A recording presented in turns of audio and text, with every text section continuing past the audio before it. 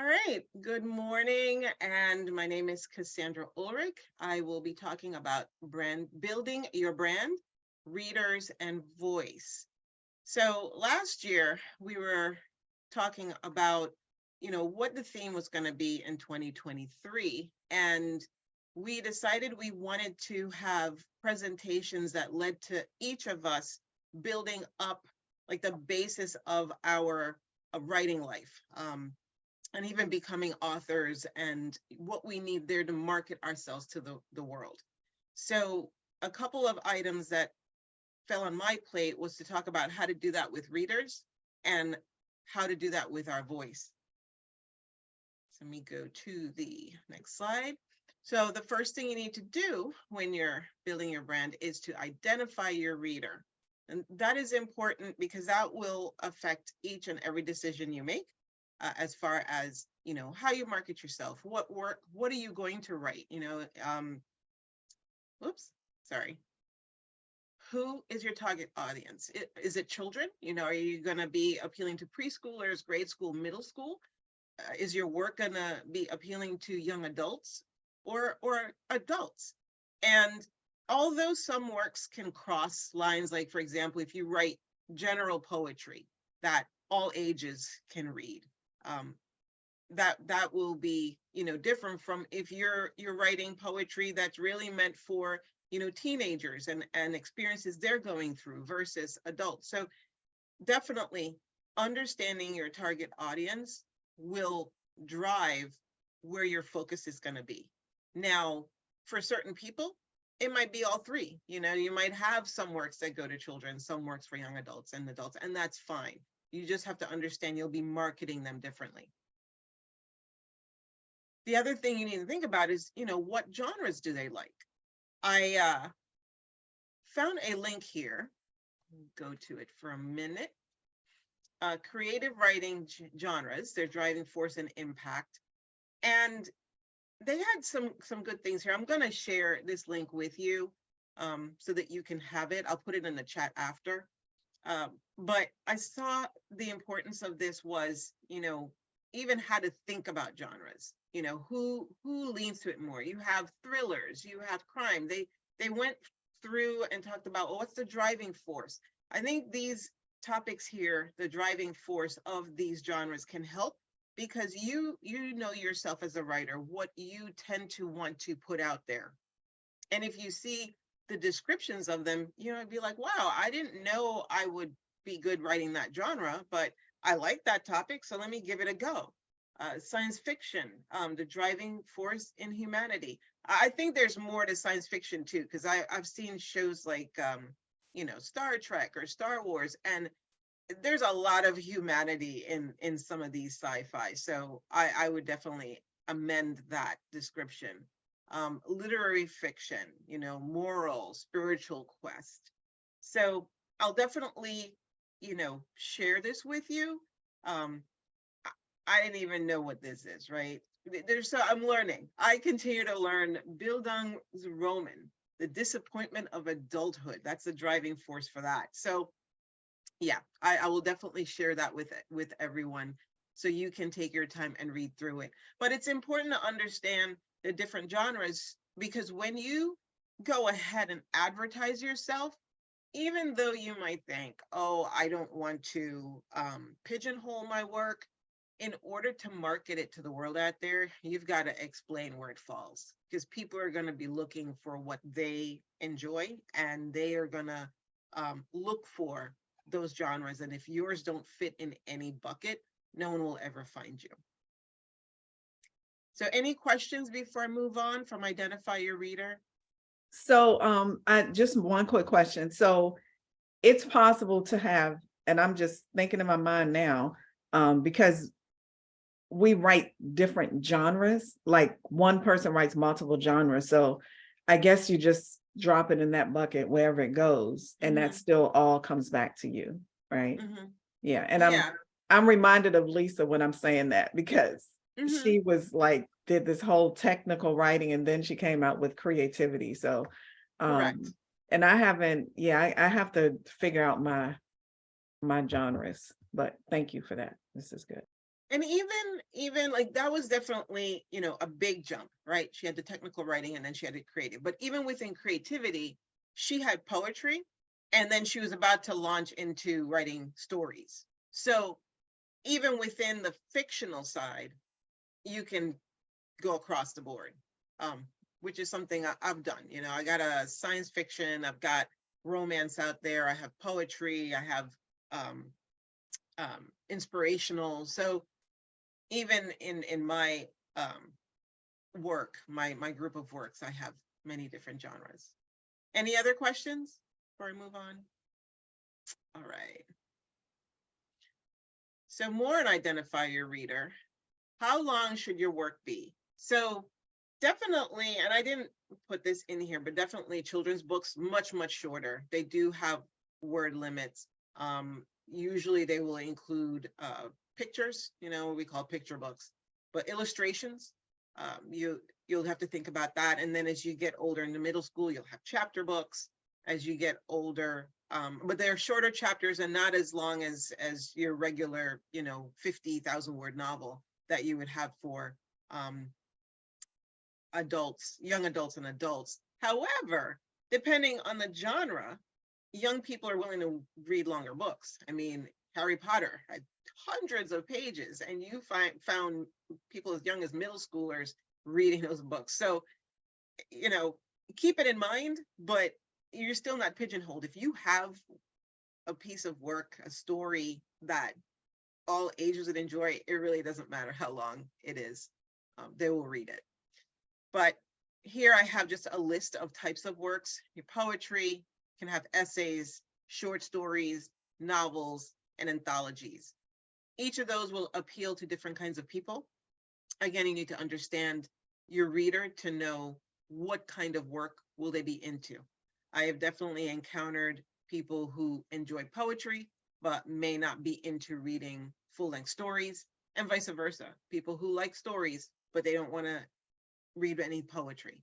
I tried to explain to those people that poetry is in and of itself, a short story, but I think part of the issue with people not liking poetry is how it's introduced in the school system. I really think that the approach that they've made it so hard to read and enjoy. Like it's more about, well, what did so and so think about when they were writing this? And let's pull it apart in each line. And instead of focusing first on, well, what did this mean to you?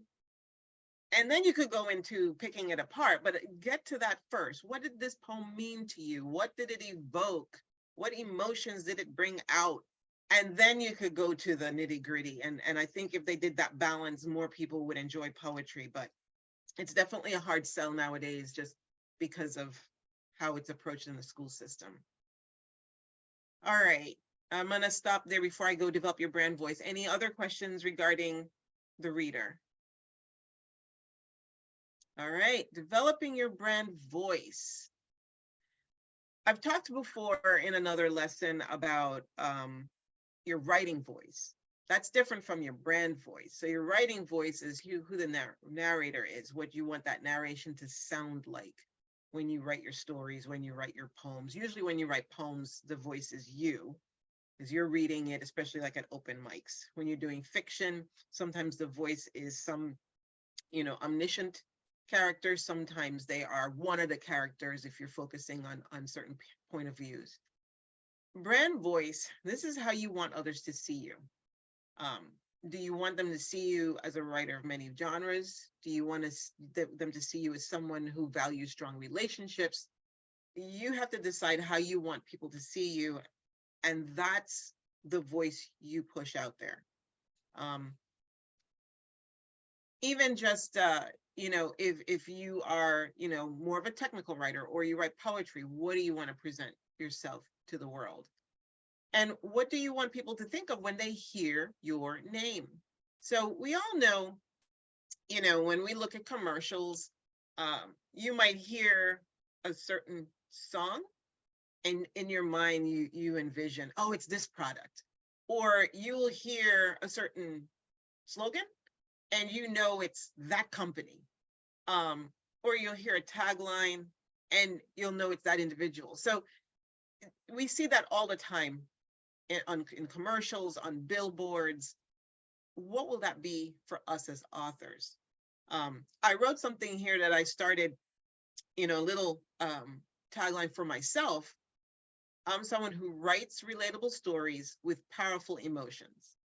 I need to develop that, but that's one that I came up with to represent who I am. So if somebody reads that and they think of Cassandra Ulrich, they'll be like, you know what? She writes these powerful stories, emotions are tight. I'm feeling everything, that's what I want to do. That's how I want to market myself. So if somebody wants to really dive into a story and understand how characters are feeling, come to my stories.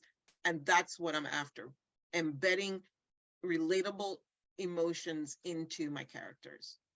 So you'll have to come up with your one-liners, to describe yourself, that you can put, on your website, on your Facebook page and Instagram, just something to describe who you are as a writer, as an author. So any questions about that? So when I redid my LinkedIn page, I had to try to think about me and words and that relationship I have with words.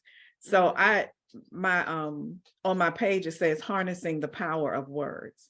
And so I feel like that's me. Like yes. that's my tagline. Yes. So that's okay, cool. Yep. I sorry. I didn't there was a phrase that I always loved, and I got the domain name, and I never knew what to do with it until we first, mid last year, when we first started talking about brand, and I realized that I was very good at branding my company, Poetricia Publishing, but Patricia, the author, was lost.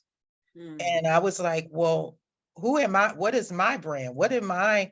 And then it clicked that, oh, that domain, that phrase that you've been wondering for years what to do with, that's who you are. And so my first step in developing my brand was to take that phrase and put it and replace it on my website. Instead of saying books, and they click and they see my books, now they see I am his pen, and the his is capitalized, because I think that's the first part of my brand that I want people to know, is that I'm a faith writer. Whatever genre I'm in, if it's nonfiction, if it's fiction, if it's poetry, it's coming from the standpoint of I am his pen. So you can trust that the content is going to be faith-based in some way or another. So, but it took me, y'all knew, I was like, author brand, Poetricia Publishing. It was like, no, that's your company. You're an author separate from your company. What's that brand? Yeah, so. Yep. Anybody else? I'm gonna really have to think about that now. because just like you, Patricia, I was sitting here going, what is my me, my writing style brand? Not so much inspirational journals, but what is my style and my brand? So I'm gonna have to think about that. Absolutely. So thank you. Yeah. So I guess must say, go ahead. No, go ahead, sis.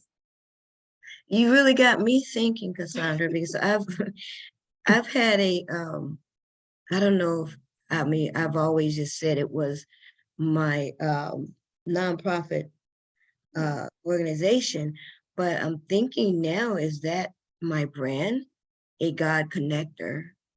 I mean, is that who I am? Because in everything that I do, even with some writings, I mean, I write plays, and all my plays is always a thing to connect God's people to the word. But I always thought maybe Golden Nuggets publication was really my brand. But now I'm looking at it like maybe God's Connector. A God Connector is my brand. That really got me thinking. I'm going to have to go back and look at a lot of things. Yeah.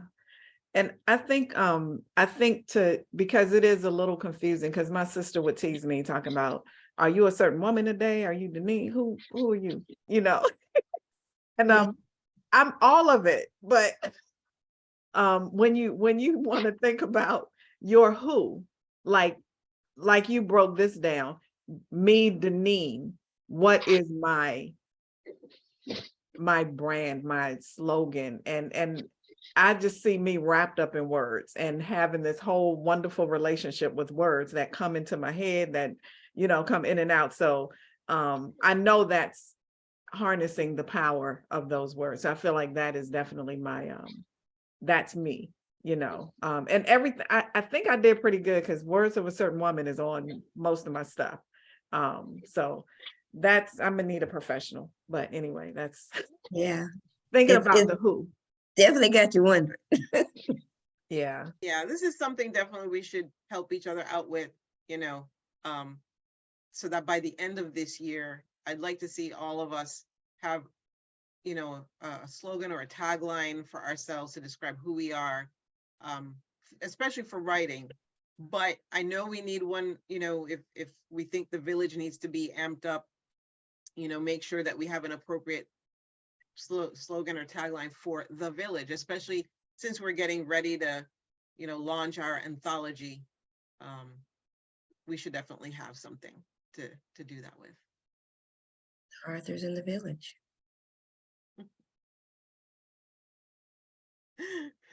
I hadn't thought of that. What is the village office brand voice?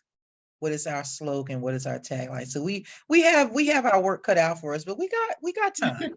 Mhm. Yep. So that's it. That's all I had for this. I mean, it's short, but lots of work in the background that needs to happen in order to finish prepping for this. I will go ahead. Let me bring up that page. I was going to say the last thing you should be saying is that's all I have. That was a year's full of work for us to do. That's right. That It's was always very well done, very yeah. Yes, very concise, but a lot of steps that's going to have to take to get to each Yeah. one of the bullets that you've given us. A lot of consideration and thought. Yeah. very impactful. Absolutely. A lot to think about. I'm not trying to click on her screen. I know I do that too. It's in the chat. You got to go to the chat on your own computer. Oh, okay. Yeah. No, I took it out of the chat. I'm trying to click on your tabs up here so I can get to my stuff. But Oh, Oh, yeah, that works. I clicked on the chat and I went right to the link. yeah, I have it. I was just looking at her stuff up top for my tabs. oh, this stuff up here. Yeah, it's okay. I'm straight now. Oh, That's funny. I didn't know you could see that. Is it because you're a co-host? Oh, I don't know. It's just part of Probably. being able to see when you do share screen. Yeah, it's part of the share screen. Yeah, Okay. because I'm on here trying to make the font larger. I'm like, no, this is her screen, not mine. All right, let me stop sharing. I'm confusing everybody. Oh my goodness. Not the only one that didn't have my coffee this morning. All right, we can stop the recording now. Oh, thank you for reminding me.